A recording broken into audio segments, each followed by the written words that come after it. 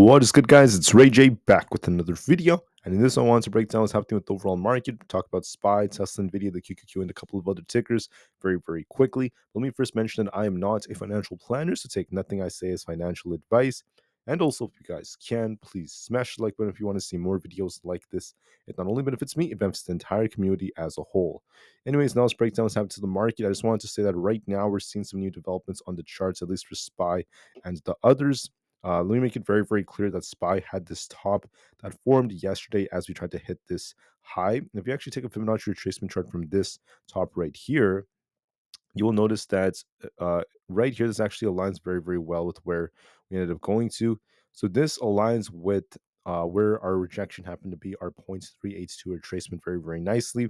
And SPY happened to hit 527.3, and it ended up getting a bit of rejection off that. So our support is currently at 526, very close to our 200 EMA. If we end up losing that, we're going to be looking for continuation down all the way down to the 524s. 524.8 is going to be our next target if we lose 526. And if that fails us, I'll be zooming out on the daily time frame to show you that on the daily, losing that support would take us all the way down to this gap fill around 523 if we lose 524.8 after we lose 526. Those are going to be your three supports: 526, 524.8, and then 523 on SPY for that gap fill. Right now, I do believe we're going to fill this gap by within the next 2 days, most likely. SPY is showing some weakness right now. And then we could get a bounce after that, but we're not going to worry about the bounce yet. We just look a bit more bearish. Resistance, like I said before, 527.3, around that area. Then we also have 528. Breaking that would open this gap fill as a strong possibility. I don't see that as the most likely possibility, though. We haven't even broken 527.3. And if anything, SPY is showing weakness, and the odds favor more downside, in my personal opinion. How about for Nvidia? Nvidia was trying to push very nicely, but notice that we ended up hitting resistance around 1150. We came just short of kind of breaking that again. Now we're coming back down towards our 20 EMA around 1125. So I'll be watching to see if Nvidia continues to dip all the way down there. There is a risk of us kind of dipping a little bit, so watch and see how it goes. But overall, for the most part, it's more range bound, so it's still showing some strength in a way. We have resistance at 1150, support at 1125, may continue to remain range bound, but this could dip just a bit more. For Bitcoin is also dipping. We're at the support I called out, 67,500. We do like to hold this area, but if we do lose this, I will be looking for a move all the way down to about 67,000 flats, all the way down here. Our resistance happens to be at 68,000 and 68,294. These two levels over here, but I do favor that this is going to continue to shuffle, maybe even dip a bit. So watch for that very carefully. For more tickers out there, we also have Tesla. Tesla's being heavily affected by the markets. I said that Tesla might have some downwards pressure because of the market. Lo and behold, that's the downwards pressure. Did we get a little pop? Yes, we popped a bit, but came back down. The downwards pressure is still present. So Tesla loves to bounce off 173 to 172, and we have resistance at 176, not to mention 178. Overall, looks to me like Tesla may dip a bit, especially if SPY drops more.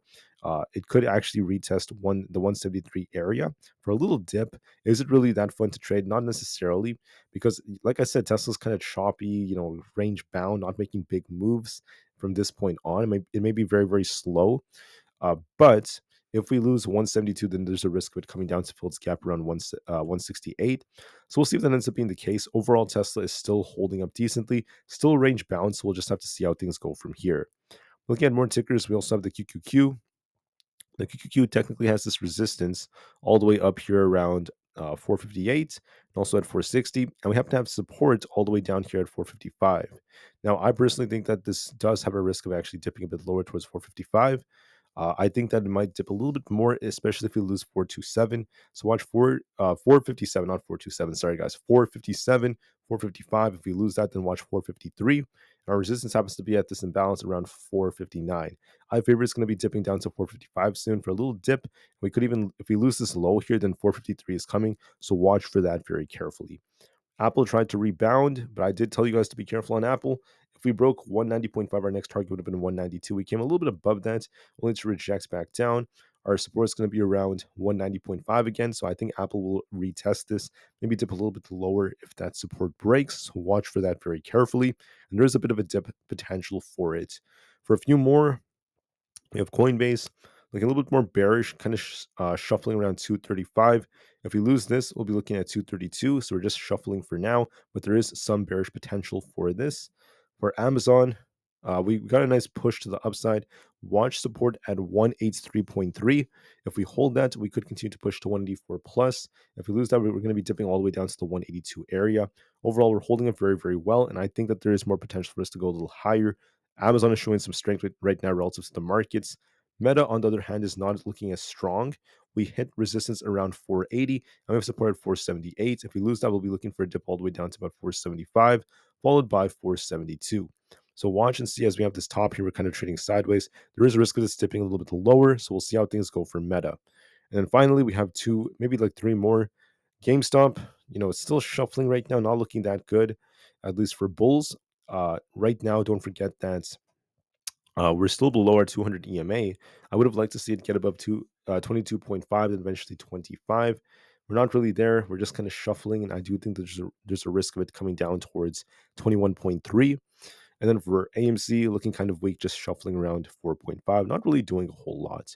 So that being said, guys, the market has a risk of more downside, in my opinion. Looking at the way SPY is looking, we did attempt to bounce and kind of got a rejection. So now we're just shuffling, but there is a risk of it dipping lower, in my personal opinion, later on. And the next target is going to be around that 523 area for that gap fill. I think it's going to get filled within the next couple of days. So wait and see how SPY moves. Just know that there's some weakness on the charts, and we'll see how things go from here. So watch support at 526. We'll see how well it holds. For now, it is kind of range bound, but there is a risk of it dipping lower if we fail to break 527.3. So far, we were really struggling to do so, and this does favor it kind of coming back down lower. All right, so thank you for listening. I really appreciate every single one of you guys. I hope you guys have an incredible rest of the day. I'll see you guys very soon in the next one in just a couple of hours. Thank you, and peace.